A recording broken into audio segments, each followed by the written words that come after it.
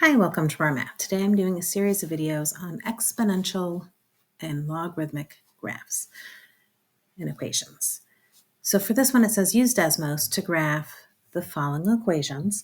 And we're going to use those graphs to kind of investigate what makes the graphs represent growth and decay. So we have f of x equals e to the 0.04x and f of x equals e to the negative 0.02x. All right, so let's come over into Desmos. And if you notice, I already have f of x equals e to the 0.04x, and it looks like a line.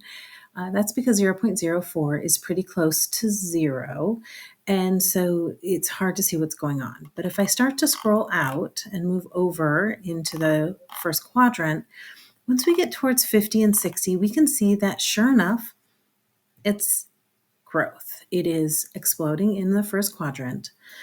But the thing is, as long as that exponent is positive, it will be growth. If I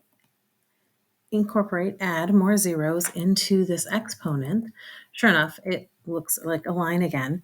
But if I come into I don't want to scroll, it'll take too much. If I come in here and I change my axes and add more zeros here, how many will it take? That's million. There we go. So this is 6 times 10 to the 7th. That's about 60 million. And this is about 100 million. And suddenly we have our exponential growth again. So this is suddenly very, very close to 0. We're getting very, very small.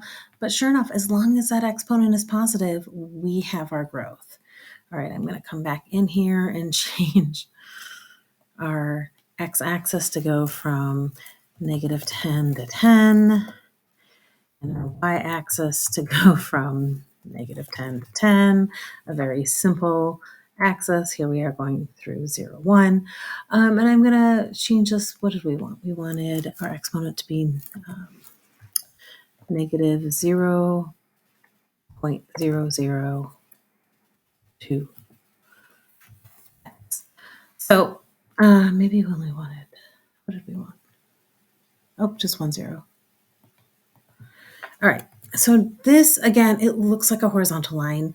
It's coming up a little bit over here to the left, but it's hard to see what's going on. If we scroll out to about negative 50 again, we can see that this is decay. It explodes in the second quadrant. I want to play the game again with bringing in more zeros. And again, we're going to have to come into scrolling is not going to get us there fast enough. If I just bring in a bunch more zeros, we can see that once we get into the millions and billions, we have our decay model. So what does this all mean? It means that with this e to the rx, where r is our rate, if the if the number multiplied to the variable is positive,